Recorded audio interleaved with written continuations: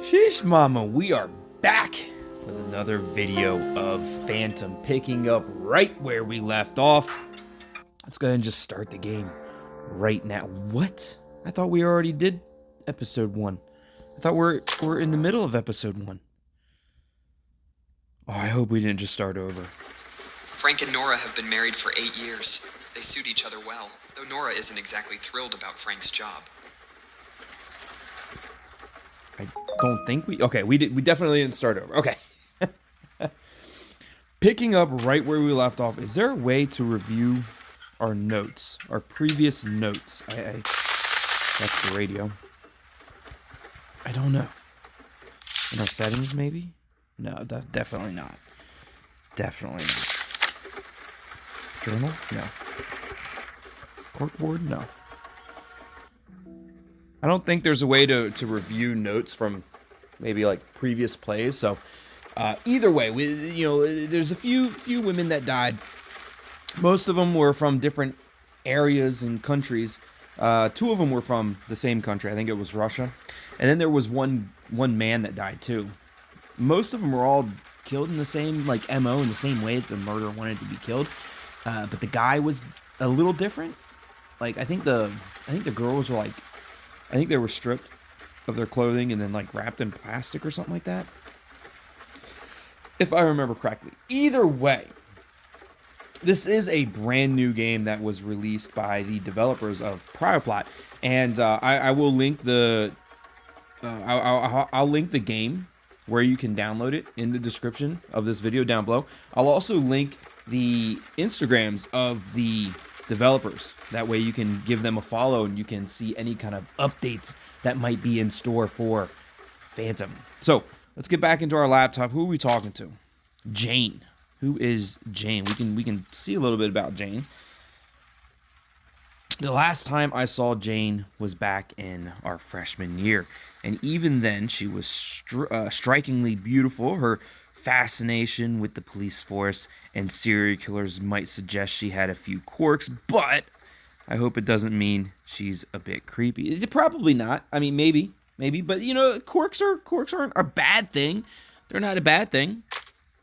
So Jane says, "Hi, your sister said you might be." Oh, this is who our sister, Audrey.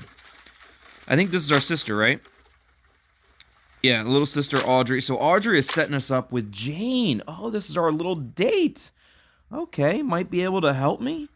Yeah, I'll help as much as like. Oh, maybe we're just trying to help Jane, but like maybe help Jane, but then also try to like date Jane. I don't remember. I can't remember what we did in the first video. We'll figure it out as we go along. I'll help as much as I can. Depends on what needs to be done. Hi. What am I dealing with? Look, I'm willing to help out as much as possible, Jane. Thank you. Your coursework is due in a week, or the coursework is due in a week, and we're supposed to do like an interview for Jane. That's right. And all I've done is the title page. You've passed the hardest part, and I have to do the rest. You don't have much. The title page is like the hardest part. The hardest part is really the first word of the whole report. And most of the time, it's the title page. Put your name on there, the date. Like, that's like the hardest part. Just starting. It makes sense. Barely made it through. I get it. So what's the topic of the coursework? What are we talking about today? Psychological characteristics of a serial killer's personality. I'm an expert on that, so that shouldn't be hard at all. Just don't tell me you're studying to be a cop. You're not lucky with the topic. Are you interested in the serial of the killers? The people who kill the serials?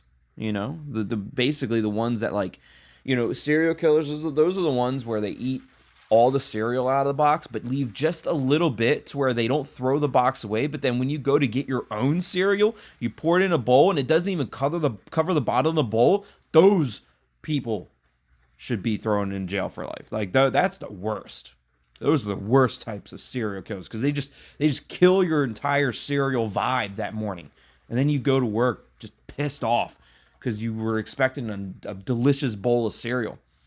and you got a handful of cereal in the bottom of the bowl that doesn't even it's not even enough. It's like a quarter cup. That's not even full serving. Full serving's a cup, and we all know we don't just put a cup in there. We fill it up to the top of the bowl, and then you pour the milk in there until the point where the cereal starts to just barely float on the milk, and then you're good. That's like the perfect ratio of cereal in a bowl, not a handful of cereal, Dave.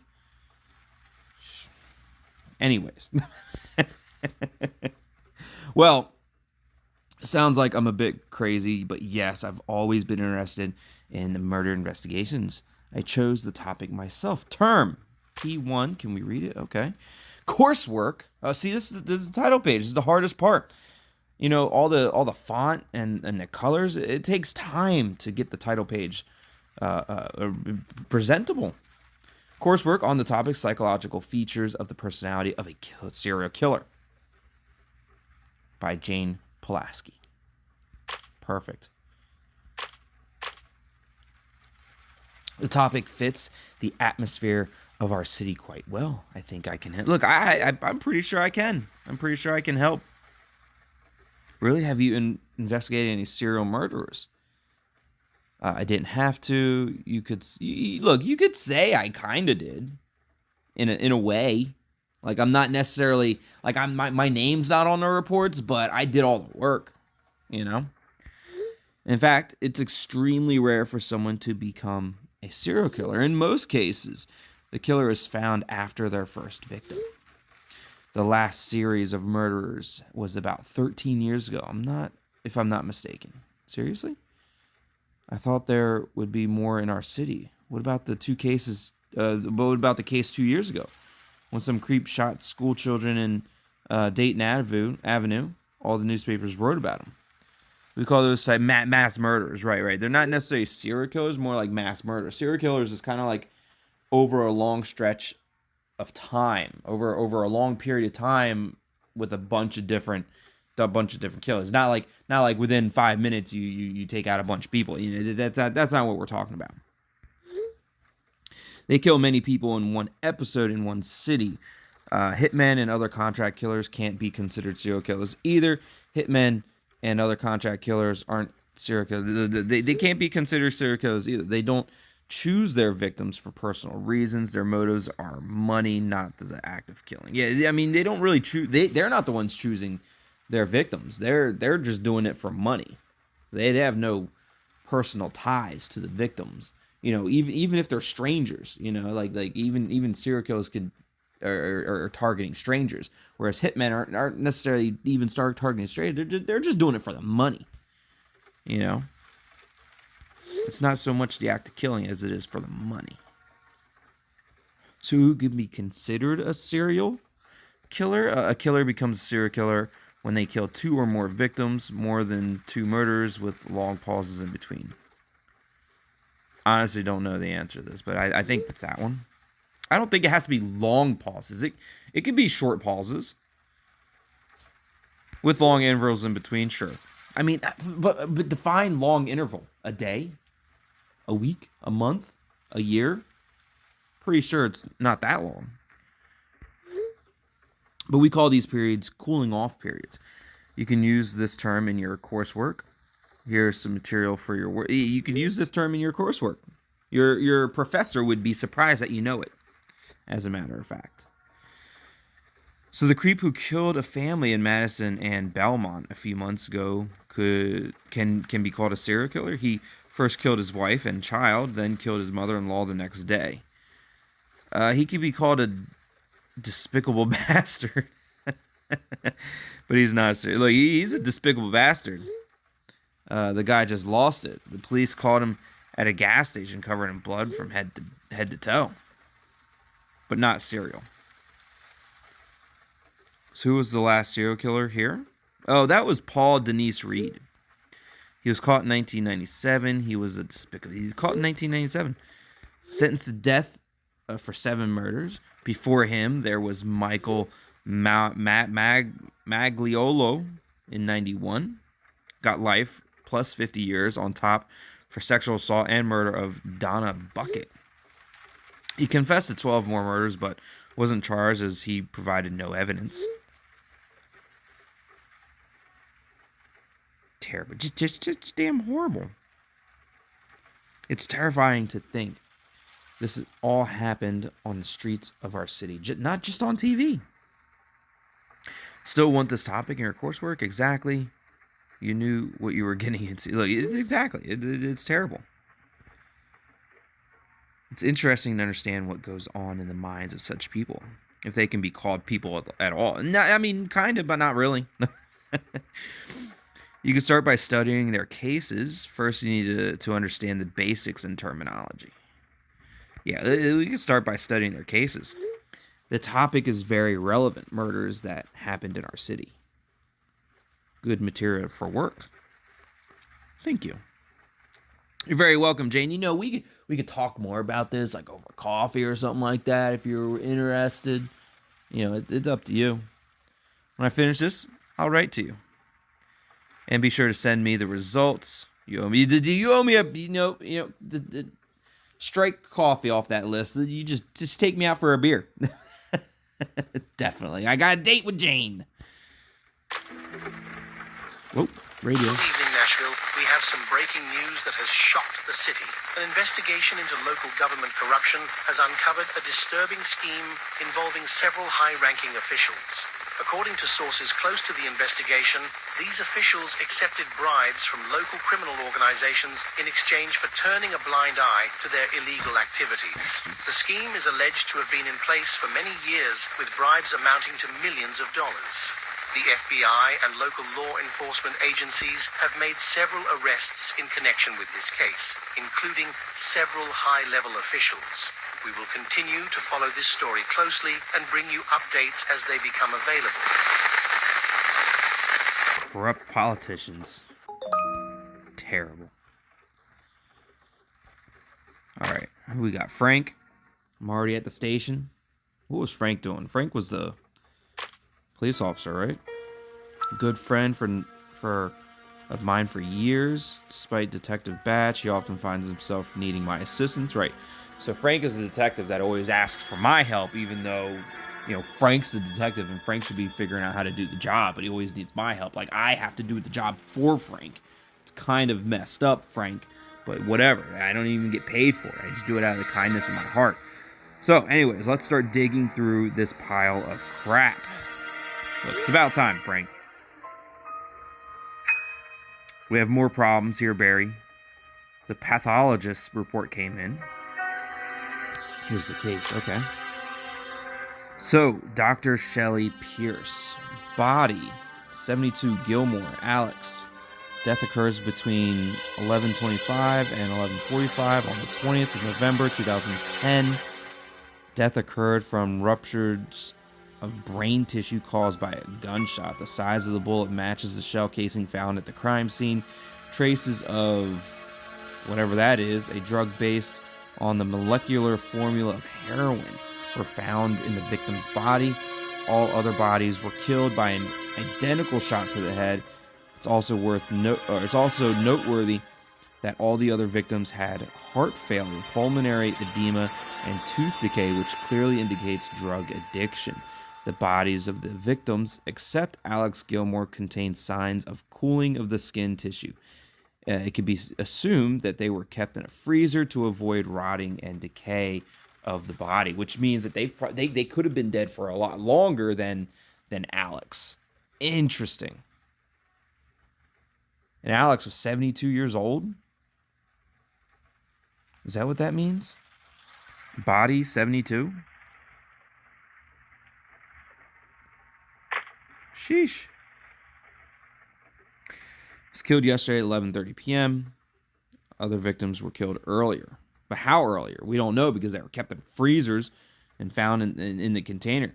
They were taken out a day before we arrived. Why did the killer take them out? Why didn't the killer dispose of the bodies but kept them? Alex Gilmore clearly stands out among all the victims. Alex is clearly the exception to all these victims. Like, why was Alex there? Why is Alex a victim? That's the standout. Everyone else has similar issues with drug addiction and stuff. But Alex doesn't, really. He did have heroin in his system, but no other signs of like tooth decay or pulmonary edema.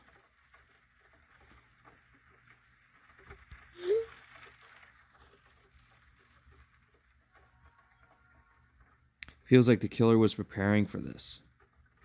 He wanted us to find them. He killed gradually and waited for the right moment to set the scene.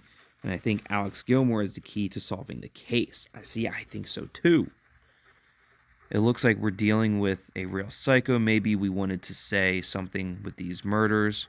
Maybe he wanted to say something with the murders. That means he prepared this for a long time. Yeah, he's been planning this for a long time. Who knows how long? We don't know. We don't even know how long the bodies were. The other 5 were dead for.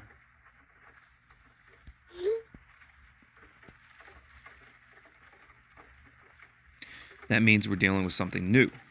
Someone new. A real psycho. All the girls showed signs of deteriorated teeth and needle marks. Clear signs of drug addiction, right? We read that in the report. So it's quite possible they were prostitutes. And you know very well who would target such a profession. I think these murderers are just the beginning. We should expect more victims. Do you think it's a serial killer? That's just what we needed. It's definitely one of the serial type. Definitely, for sure. 100%. I hope I'm wrong. I don't think we are wrong, though. And we definitely need to hurry. Where do we start? Where do we start? We got to hurry.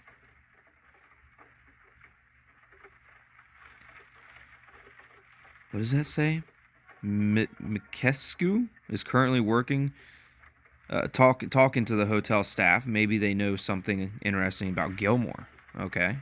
A serial killer? This case is getting more terrifying by the minute. I hope Frank's suspicions don't turn out to be true. I think they did. I think the suspicions are definitely true. Oh, Audrey. Hey, Audrey, just letting you know that me and Jane kicked it off really nice, and she's going to take me out for a drink after she gets done her report.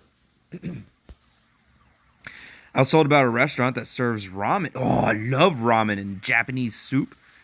They say it's really delicious. Let's go tonight. You need some fresh air. I love ramen and Japanese soup. Looks great. Invitation accepted. Of course, I would love to go. I love ramen. That was easier than I thought.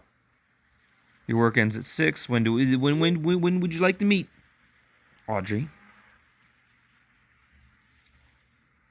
I've almost finished the article. I'll submit to Adams and then I'm free. All right, deal. Sounds great. By the way, did Jane text you? Yeah, she did. I told her some things about serial killers. She said she'd write back to me when she's done working on the material. And she invited me out for a drink. About serial killers? Seriously? Yeah. It's a topic of her coursework. And why is that a discussion topic for you? Why isn't it? So what? Yeah, look, it's a topic for her coursework.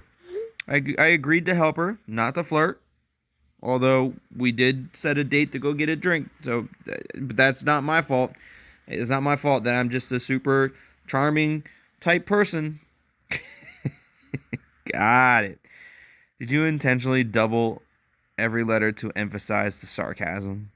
Don't tell me how to live my life, Audrey. After discussing all the serial killers for her coursework, try having a normal human conversation with her. Otherwise, the only girl you'll go to the restaurants with to eat ramen will be me. You know what? I'll go by myself. I don't need you there to eat my ramen. Maybe I should go with her tonight. Maybe I should go with Jane tonight and get some ramen instead of you, Audrey. I bet she would love to get ramen with me. By the way, I forgot to mention, the ballistics report came in. They analyzed the bullet. The shot was fired from a Kimber Custom. However, the bullets have cuts, so it's impossible to determine the exact model. Cuts, the serial killer is smart enough to know how to hide the bullet's model. Very few people know that you can identify the gun model from the bullet. I didn't know that. I suppose the rifling inside the barrel could be different in every model, I guess. I don't know. Maybe that's a thing. Maybe they do that to identify in case the weapon was ever used for a crime. Interesting. I honestly didn't know that. Now I do. But look, the killer must be smart enough. Not many people know about that. Not even me. And I'm a damn genius. He's cunning and calculated, and that makes him very dangerous. Is there any other news? Derek collected all the surveillance footage around the docks, but there's a ton of material, so analyzing will take a while. Were all the witnesses questioned? Do you think there might be something on the camera? I sure hope so. We don't have much time. Look, were all the witnesses questioned? Were there any witnesses to question? There are almost no witnesses, right? The old dock guard can't find his own booth door in the dark. He didn't see or hear anything noteworthy. What about the other victims? Not much. We have no information about them. No details about when or how they entered the country, nor where they lived and what they did at this time. It is as if these people don't exist.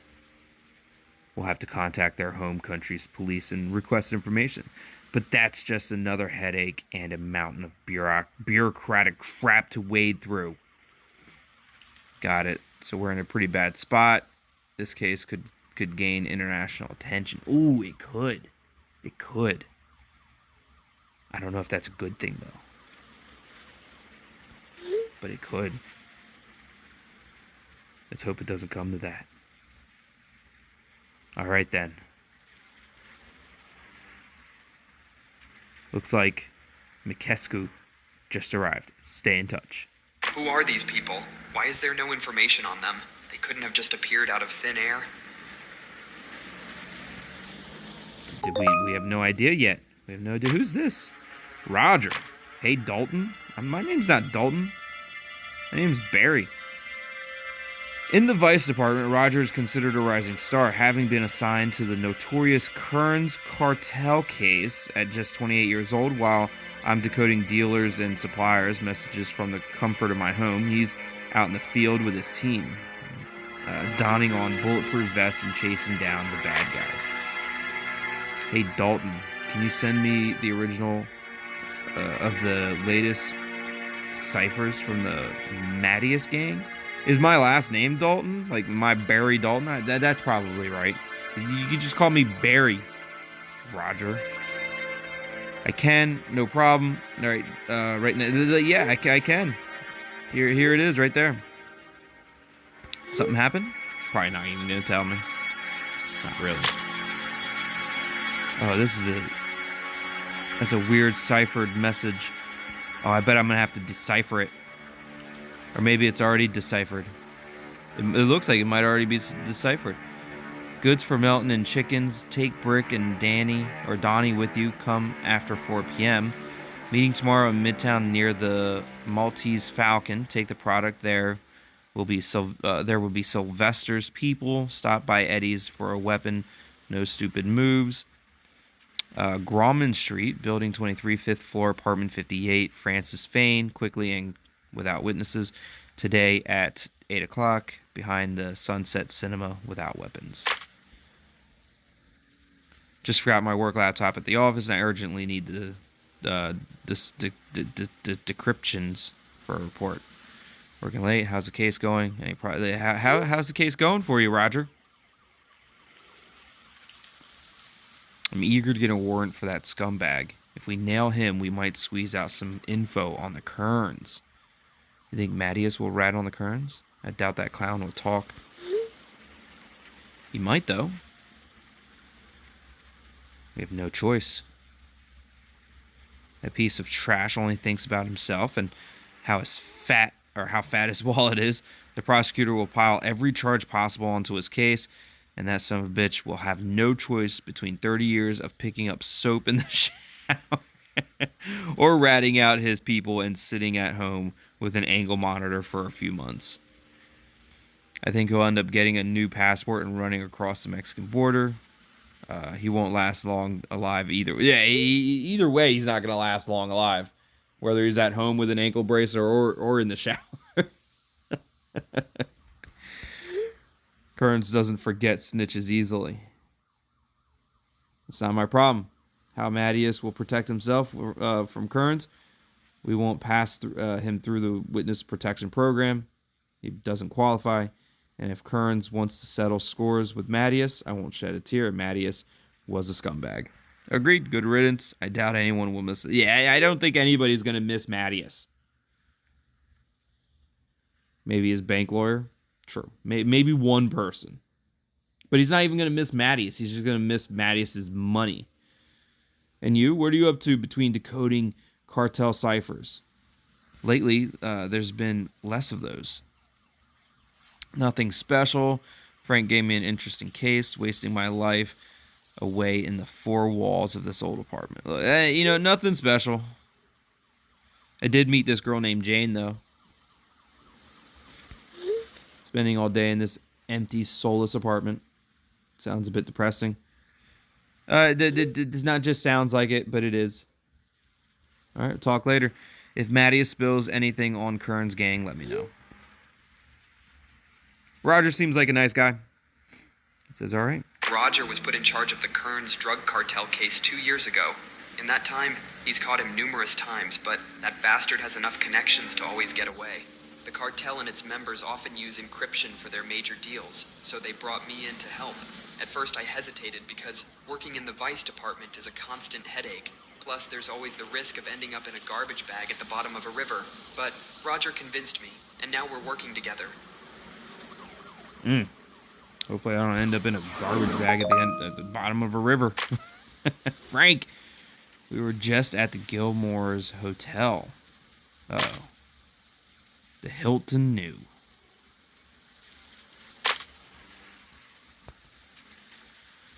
The employees don't have complaints about Gilmore, although once he didn't pay wages for 2 months. He said business was going poorly. But then he paid everything back with a bonus, and it never happened again. That happens often in business. Did he lose the hotel's money in a casino? Does that happen often in business? I don't know. But something about them doesn't sit right with Mikescu. They all seem to avoid questions. Maybe they're hiding something. Maybe they know who the killer is. Maybe they know something interesting. They might know something interesting about Gilmore, like where he got the money from, maybe. But we can't extract that information from them yet. We need solid leads to pressure them. Any progress with the cameras? Any progress with the other victim? Any progress with the cameras? At the docks? Nothing so far. All right, then. Back to it. I have to run. Yep. They're calling me to the new crime scene. They say something happened in Wedgwood, Houston. Aren't you already working on this case? Or they're probably calling Frank because it's the same MO. Probably the same MO from the other case. Morin will be in charge, but they asked me to be there. They say it might shed light on our case. It's probably the same MO. It's the same damn thing. The same killer. It's going to be the same killer, different people. Did they catch someone? Did they find something related to our victims? Did they say anything specific? We'll find out soon. All right, whatever. If you say so, Frank. We have received new information about the case of Joe Kearns, the bear of the drug trade in our city. The district attorney's case, once seemingly solid, has hit a series of setbacks, leaving the prosecution struggling to make their case. The central issue? A glaring lack of concrete evidence. The trial has seen multiple postponements as the prosecution grapples with their diminishing case. Just before the trial began, the name of the secret informant was leaked to the press, putting Melanie Brown's safety in jeopardy. Fearing for her life, it's hardly surprising that she chose to vanish, leaving behind a courtroom filled with uncertainty and speculation about her fate. Interesting.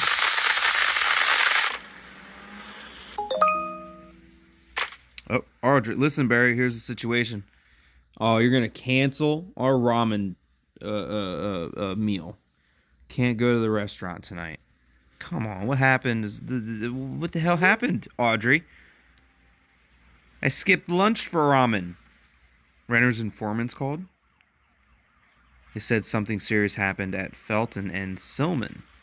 If I get there first, I might catch something for the article. Go for it. I won't stop you on your way to the career success. It's sad, of course, but what can you do? Look, yeah,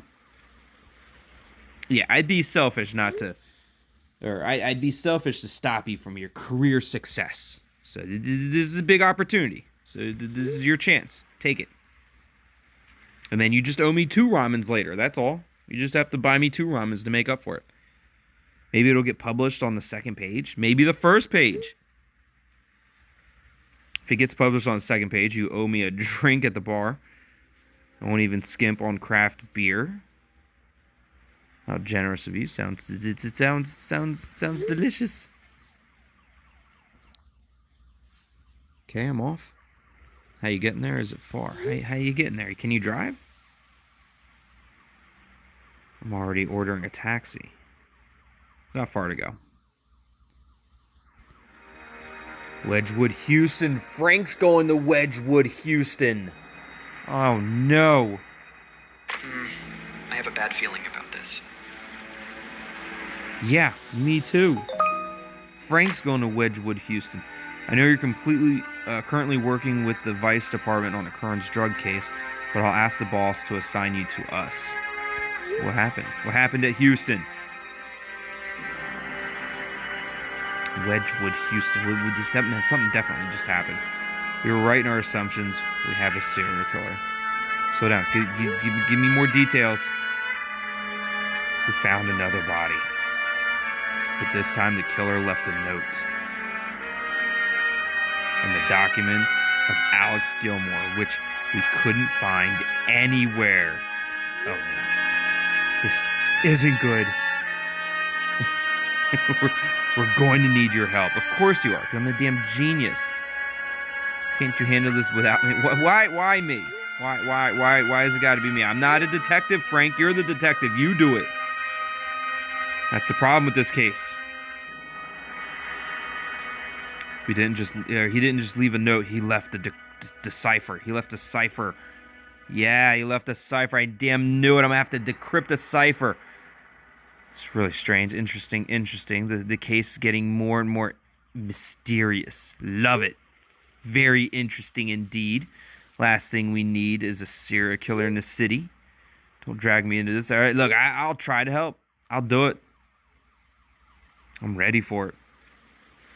Not just help, Barry. We need you to catch this guy as quickly as possible. You're the detective. I'm not supposed to catch anybody. We have to give it our all. And I'll have to work in a team. You know I don't work well in teams. I'm more of a lone wolf. I normally do my own thing. Lead my own self. Walk my own path. Don't worry, everyone in our department is great. You should have started with that. I know your department. I'll take your word. Look, I'll take your word for it. But I normally do my best work by myself. So are you in? Yeah, I'm in. Oh, that was like a timed response. I didn't realize that was a time. It looked like it was timed response. It looked like my. Yeah, it's. Oh, my options. Thanks. What should I tell the guys in the vice department? What should I tell the guys? I don't know. Why are my options being timed? I'll handle that. The drug cases are moving slowly. We'll catch this guy quickly. You're optimistic. I hope it's as easy as you described. These bashes usually get caught quickly. Murder cases usually close within a month or drag on for years. It could be quick. It could take years to figure out. Frank, we don't have years. I know that. We barely have a few days. The city's anniversary is in a week. The mayor and the people won't be happy to hear that the new killer has appeared in our city during the celebration. All right, I get it. Look, I get it. I don't like how my options are being timed. Thanks. When can you send me the cipher? I have to analyze it. Look, when can you send me the cipher? I've got to analyze it. Quickly. I know it's unclear how much time this will take you. I'll try to arrange everything as soon as possible. Give me a little time to sort things out here. The press will be here soon. Our experts will take the cipher and send it to you right away. Did he leave the cipher without any note? I don't... I'm trying to read them, but I can't read it that fast. We have a sheet of paper with various symbols. The only word we can make out of it is the bottom right. It's probably his signature. Phantom. Oh, the name of the game. Phantom. Episode 2. In the Blood Trail. We will pick up on this episode in the next video. It's starting to get good. I think in episode 2, I'm going to be able to decipher my first cipher, which will be interesting. That's going to be a new mechanic that we haven't really ever experienced in any of these type of story-based, games, detective games in the past. So that's going to be interesting. It's going to be fun. I hope you guys are enjoying Phantom as much as I am. It's starting to get a little bit more interesting. And it's definitely a serial killer. So we're going to be trying to figure that out. And it looks like a lot of these options are starting to get timed. And they're pretty fast. So I might not be able to read off every little, text option that I have. I might just have to read through it real quickly in my brain and then come up with the answer real quick and then just hit it. We'll see. We'll see. Hopefully it's not too timed too quickly. If I can't answer the question quick enough, then maybe bad things happen. I don't know. But I will link this game in the description down below. That way you guys can find it. And I will also link the Instagram of the developers in the description. That way you can go follow them on Instagram and get any new updates to the game that might be arriving soon. Hope you guys are enjoying Phantom as much as I am, and if you did, hit that like button. Subscribe to the channel if you haven't already, and most importantly, share this video. As always, thanks for watching. Love you all. We'll see you next time. Goodbye.